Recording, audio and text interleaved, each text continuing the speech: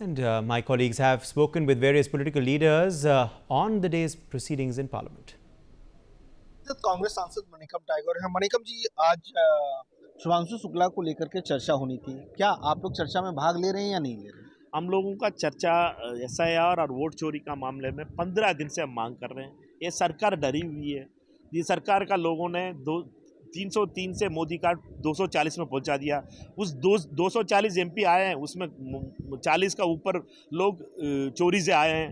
Bengaluru central जैसे कहानी हुआ है, उसका बारे में चर्चा नहीं करना चाहिए। सरकार इस चीज़ का ऊपर बिल्कुल बात ही नहीं करना चाहिए।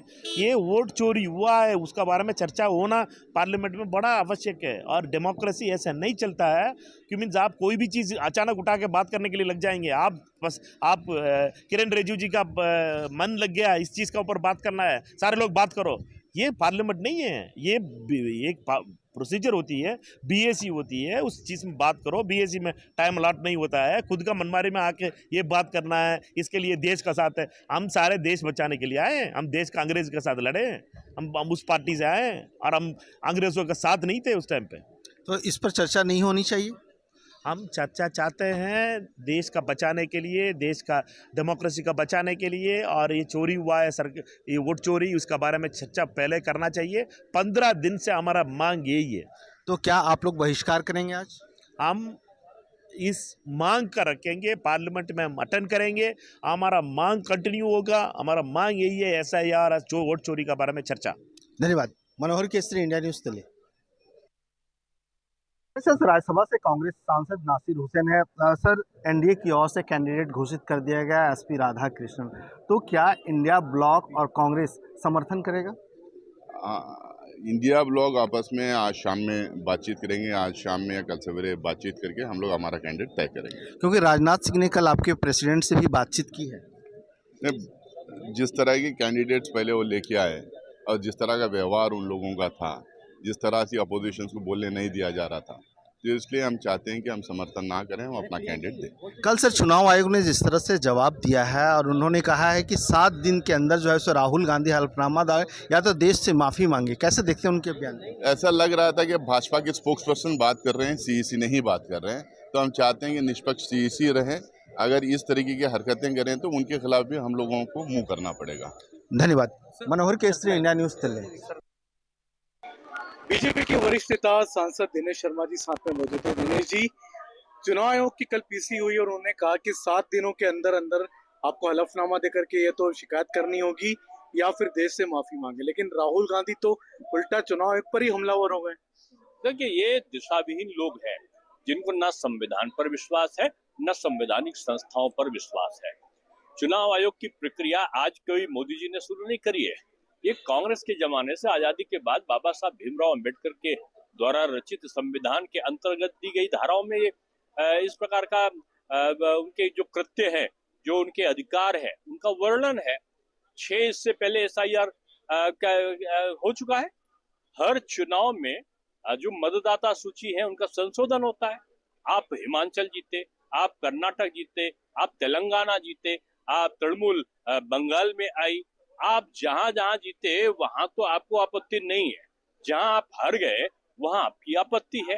ये हारने का रिकॉर्ड बनाने वाले लोग का भरोसा अब जनता को इन पर नहीं रह गया है और ये हताश निराश लोग अब हताशा मार्च निकाल रहे हैं।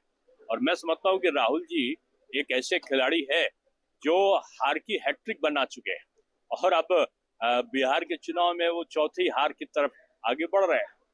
दिनेश जी, सीपी राधाकृष्णन उपराष्ट्रपति पद का उम्मीदवार बनाया है बीजेपी और एनडीए ने, कैसे देखते हैं इस नाम को? नहीं, एक सदाचरित, एक अनुभवी, एक योग्य, एक समर्पित व्यक्तित्व के रूप में जिनकी छवि हो, जो कभी भी विवादित ना रहे हो। जनसंघ से लेकर राष्ट्रीय स्वयंसेवक संघ के एक स्वयंसेवक से लेकर और भारतीय जनता पार्टी के प्रदेश अध्यक्ष से लेकर झारखंड और महाराष्ट्र तक के जो राज्यपाल रहे, और उनकी छवि एक अच्छे प्रशासक की रही है और सभी जाति धर्मों में उनका बहुत सम्मान है। और मैं समझता हूँ कि ऐसा निर्विवाद व्यक्ति हमारे राज्यसभा के सभापति बनेंगे, ये भी बहुत सौभाग्य की बात है। ये तो दिनेश शर्मा जिनका कहना है कि सीपी राधाकृष्णन स्वच्छ साफ छवि के हैं, साथ ही साथ आरएसएस के प्रचारक रहे हुए हैं, बीजेपी के नेता रहे हैं, गवर्नर के रूप में अच्छा कार्यकाल है, तो उनका उपराष्ट्रपति बनना सभी के लिए अच्छा होगा। Sanjay Sharma, India News Delhi. Now we have joined RSP Member of Parliament N.K. Premchandran. Sir, yesterday NDA announced Vice President candidate as C.P. Radhakrishnan. How do you see? That is quite immaterial. He belongs to BJP and BJP has already announced the candidate. But as far as India front is concerned, we have not yet decided and informal consultations are going on. Definitely, India will take a decision, final call on this issue, and within 2 days we will be able to take a proper decision on this issue. As a candidate, how do you see the C.P. Radhakrishnan, sir? It is quite immaterial. It is why, how can I comment on his candidature? He belongs to BJP and he is the candidate of the BJP. That's all. India Bloc is going to announce? No, we have not decided yet because that has to be decided by the India front. All the partners have to be discussed, taking into confidence of all the partners. Definitely, India front will come with a proper, suitable decision on this issue. Another question, sir. Yesterday, Election Commission of India, Chief Election Commissioner said about Rahul Gandhi and vote chori. He told that give declarations or apologize. No, how can the Election Commission say same thing in two tunes?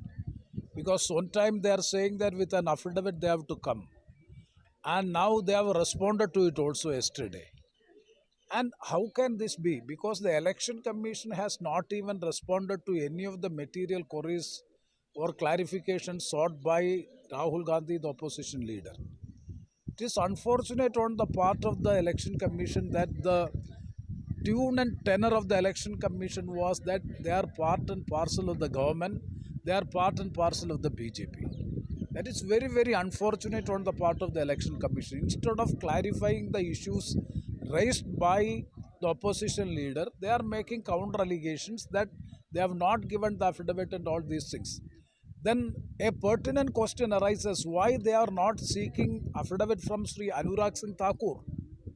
He has made very, very wild allegations against the Election Commission because the electoral rolls are not good, because he has pointed out 6 constituencies and so many irregularities were there in the electoral roll. Why the Election Commission is not seeking an affidavit so as to make an inquiry on the issue in respect of the statements made by Mr. Anurag Singh Thakur? Why he is seeking, the Election Commission is seeking clarification and statement or affidavit from the opposition leader alone? That itself says that itself shows that the Election Commission is unilateral, always partisan. That is the reason by which we are taking this issue to be inquired in total, that the Election Commission, the credibility of the Election Commission is under threat. They have to verify, they have to clarify all these positions. Thanks, sir. Manohar Kesari for news x. हमारे साथ कांग्रेस के senior सांसद प्रमोद तिवारी हैं। Sir, BJP NDA की ओर से CP Radhakrishnan को उपराष्ट्रपति का उम्मीदवार बना दिया है। राजनाथ सिंह आपके प्रेसिडेंट से भी बात की है, क्या कहेंगे, समर्थन कर रहे हैं? मैं सिर्फ एक बात कहना चाहता हूँ, पूछना भी चाहता हूँ कि अभी मैं संसद में आ गया था, वोटिंग हुई थी वाइस प्रेसिडेंट के लिए। माननीय मोदी जी ने अपनी चॉइस का अपना एक बहुत तारीफ करते हुए एक व्यक्ति को लाए थे, जिनकी मैं भी बहुत इज्जत करता हूँ, सम्मान करता हूँ, आदरणीय धनखड़ जी। तो अभी तो 5 साल पूरा नहीं हुआ, 2.5 साल में फिर चुनाव की जरूरत क्यों पड़ गई? मोदी जी, पहले इस बात का आप जवाब दीजिए और ये तो ज़रूर बताइए, पूरे सदन को विश्वास में लीजिए, धनखड़ जी हैं क्या? हमने कुछ उनके बारे में नहीं सुना है और इतने अस्वस्थ तो नहीं कि वो इस्तीफा देते और इतने अस्वस्थ भी नहीं है कि वो ना बोलते।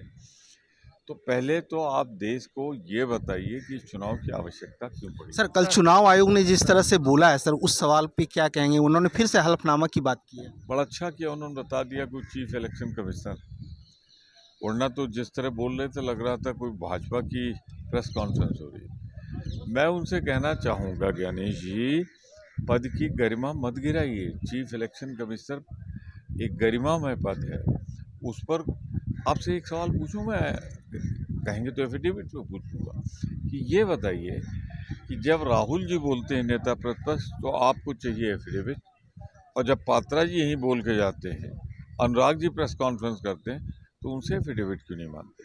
अब इस तरह मत करिए, इससे लोगों में बड़ा शक पैदा हो रहा है। धन्यवाद। Manohar Kesari, India news.